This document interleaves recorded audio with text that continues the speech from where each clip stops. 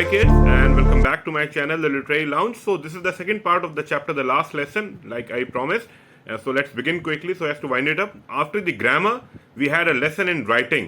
तो जब ग्रामर का लेसन ओवर हो गया, हमने लास्ट पार्ट में फर्स्ट पार्ट में देखा था कि ग्रामर का लेसन बच्चे कर रहे थे जिसमें पार्टिसिपल्स का डिस्कशन होना था, होमवर्क दिया था हमें ने. Now they had a lesson in writing practice so as to improve handwriting. That day M Hamel had new copies for us, और एम हैमिल सारे बच्चों के लिए नई नोटबुक्स लेके आए थे. Written in a beautiful round hand, France Alsace. So this is the district of Alsace where the school is put up, right? The setting is Alsace. लोरेन भी आया था कब्जे में, लेकिन स्कूल एल्सेस में, इसीलिए एम हैमिल ने जो नोटबुक्स थी उसमें बच्चों के लिए, जैसे टीचर हमें कर्सिव राइटिंग कराते थे ना, ऊपर लिख दिया, उसके नीचे नीचे फिर हम लोग लिखते थे. इन द सेम मैनर ही had written in cursive writing. Beautiful round hand refers to cursive writing. Cursive writing के लिए यूज हुआ है. They looked like little flags floating everywhere in the school room. तो वो जो हैंड राइटिंग थी M Hamel की लिखी हुई कर्सिव राइटिंग, वो बिल्कुल ऐसा लग रहा था, it is symbolical, as if they were little flags floating in the classroom. असलियत में ऐसा नहीं था, लेकिन क्योंकि वो अंदर से सबके एक देशभक्ति की भावना इस वक्त पैदा हो रही थी, that is why this is use. Flags floating, alliteration is used here. Hung from the rod at the top of a desk.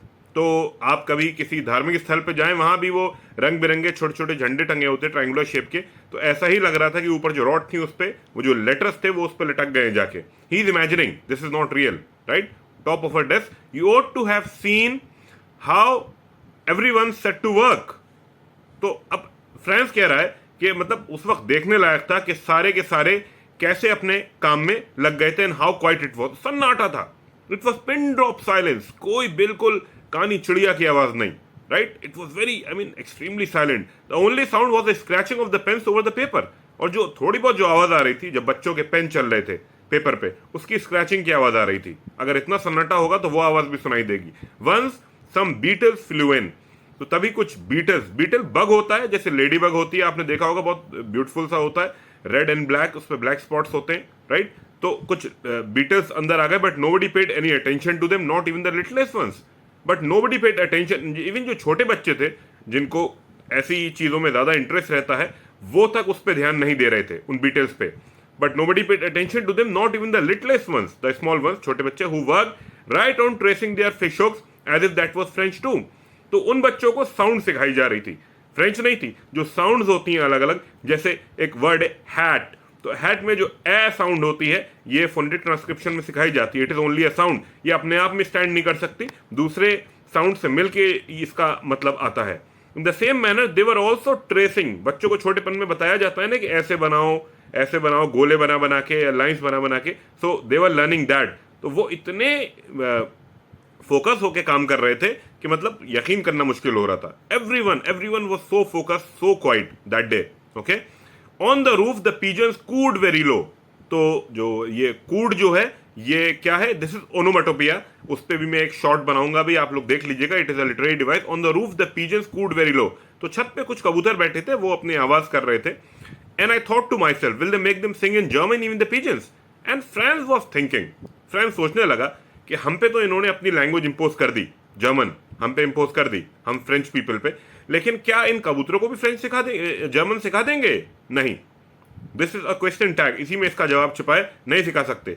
ये बॉर्डर्स, ये सरहदें, ये इंसान की बनाई हुई हैं. Do you think every year so many migratory birds come here? इतनी सारी चिड़ियां आती हैं फिर चली जाती हैं सीजन चेंज होने पे, तो उनको क्या वीजा पासपोर्ट की जरूरत पड़ती है? आपने देखा कभी कोई कबूतर हाथ में वीजा और पासपोर्ट दिखा रहा है अपना? नहीं, ऐसा नहीं होता. ये सब सरहदें, बॉर्डर्स, ये डिफरेंसेस, ये इंसान के बनाए हुए हैं, राइट? तो जो जर्मन्स हैं वो पिजन्स को अपने कब्जे में नहीं ला सकते, सिर्फ इंसानों पे ही उनका बस चलता है. Whenever I looked up from my writing, I saw M. Hamel sitting motionless in his chair and gazing first at one thing, then at another, as if he wanted to fix in his mind just how everything looked in that little school room. तो जब जब France sir उठा के ऊपर देखता था, sir उठाया, उसने देखा, उधर देखा कि एम हैमिल क्या कर रहे हैं. So every time he saw, he was sitting motionless. बिना किसी मूवमेंट के एम हैमिल अपनी चेयर पे बैठे हुए थे और सारी चीजों को, क्लासरूम में जितनी भी चीजें थी उनको देख रहे थे एक एक करके. क्यों? वो चाह रहे थे हर एक चीज को अपने दिमाग में, यहां जहन में बसा ले, ताकि आगे जाके वो जब चले जाएंगे तो एक एक चीज उनको याद रहे, वो मेमोराइज कर पाए. He wanted to cherish all these things. He wanted to store all these memories. इसलिए वो बार बार देख रहे थे. Fancy for 40 years he had been there in the same place. तो 40 साल से एम हैमिल इसी जगह पे हैं। 40 साल बहुत बड़ा टाइम होता है। अभी हाँ, आप किसी की एज भी नहीं होगी इतनी, और 40 साल उन्होंने स्कूल को दे दिए। With his garden outside the window and his class in front of him. तो उनका जो गार्डन था वो उसके बाहर था, किसके? स्कूल, इसके क्लासरूम के। And his class in front of him, और उसी के सामने उनकी क्लास थी। Just like that only the desk and benches had been worn smooth. अब डेस्क बेंचेस जो हैं वो प्रोलॉन्ग यूज से घिस जाती हैं। स्कूल की आपने देखे होंगे बेंचेस, उस पर निशान पड़ जाते हैं, धारियां बच्चे पेन चलाते हैं, वैसे भी वियर एंड टियर होता है, वो पुरानी हो गई थी। The walnut trees in the garden were taller, और जो वॉलनट ट्रीज थे वो और लंबे हो गए थे, ऑब्वियसली ग्रो कर रहे हैं। And the hop win, this is win not wine, this is win. Wine पीने वाली होती है, ये विन है। जैसे विनयार्ड होती है जहां अंगूर की बेलें होती हैं, उसे विनयार्ड कहते हैं, right? So the hopvine that he had planted himself twined about the windows to the roof. Twined मतलब ऐसे कर्ल करके जो बेल चढ़ जाती, that is called twining. तो वो विंडो पे से ऊपर कहाँ चली गई थी? छत तक चली गई थी वो बेल बढ़ते बढ़ते। How it must have broken his heart to leave it all, poor man. तो अब फ्रांस सोच रहा है कि वाकई इस बंदे ने इतनी यहाँ मेहनत करी, पेड़ लगाए, बच्चों को पढ़ाया, हर चीज से वो इतना अटैच्ड है, और एकदम से one fine day someone comes and tells him कि जाओ तुम्हें जाना है। कितना मुश्किल होगा। आपसे कोई कह दे, आप जिस घर में जिसमें पैदा हुए 16, 17, 18 साल के हो गए, आपसे कहे चलो भाई ये घर तुम्हारा नहीं है, अब जाओ यहाँ से। How bad you would feel, आपको कितना बुरा, कितना घटिया लगेगा। तो वो सोच रहा है कि एम हैमिल को कैसा लग रहा होगा, राइट? पुअर मैन, बेचारे। To hear his sister moving about in the room above packing their trunks, and M Hamel can hear his sister in the, I mean there was a room above the classroom. Classroom के ऊपर एक room था जिसमें M हैमिल अपनी बहन के साथ रहते थे।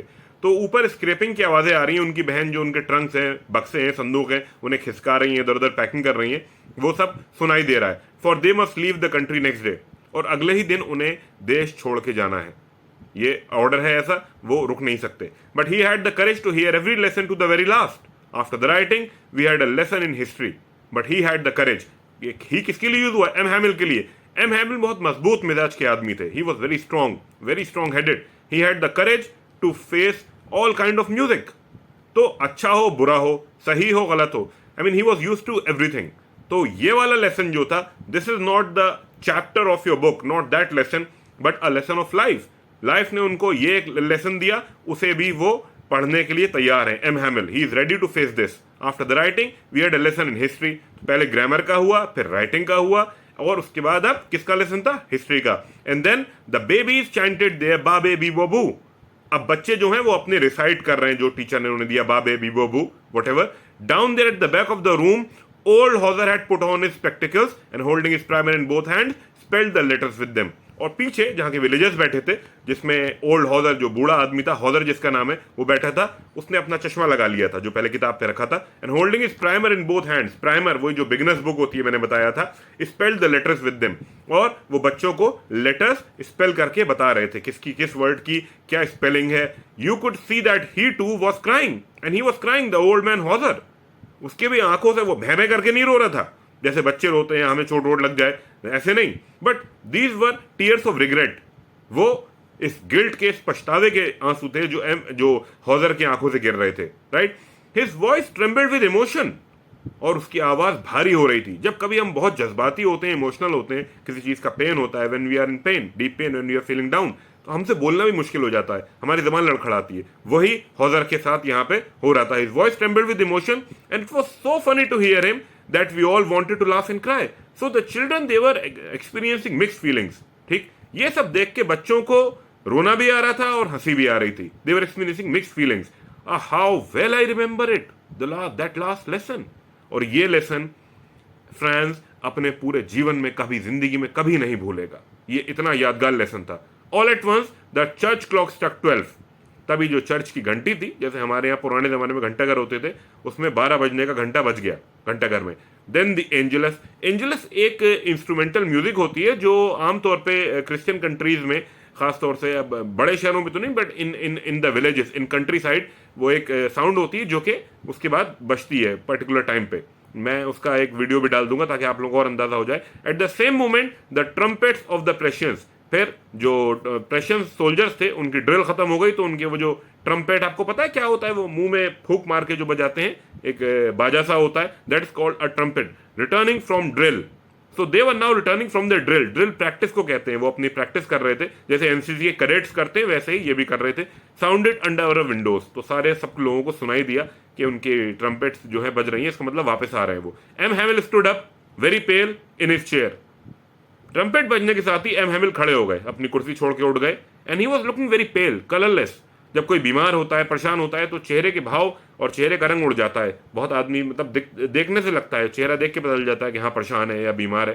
तो एम हैमिल का चेहरा भी पेल हो रहा था, सफेद पड़ गया था. इन his chair I never saw look him so tall. क्या मतलब, कुर्सी पे बैठे बैठे एम हैमिल की हाइट 2 फीट बढ़ गई? आलम चन्ना जितने बड़े हो गए वो, या बास्केटबॉल के प्लेयर जितने लंबे हो गए? नहीं, this is symbolical.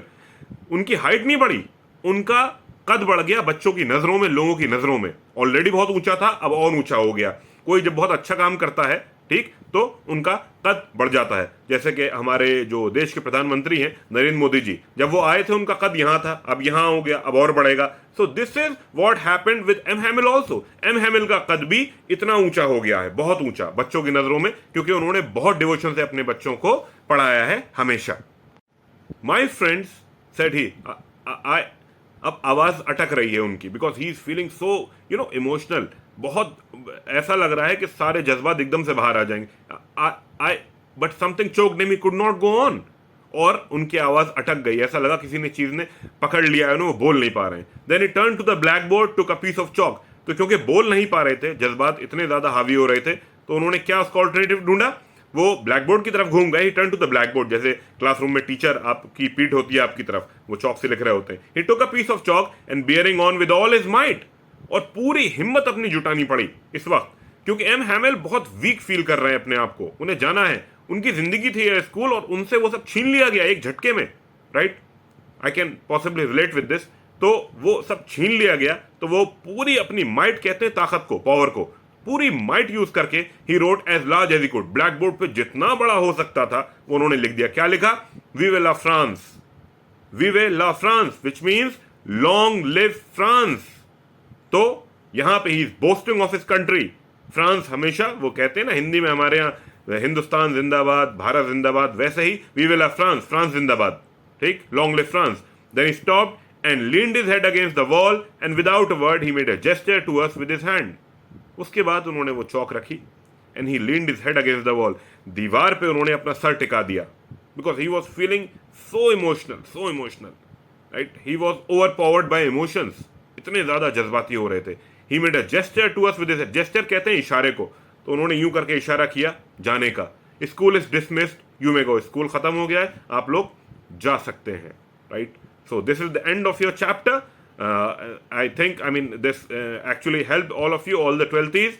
So stay tuned for my next videos and updates. Till then, you have a very good day. Hasta la vista.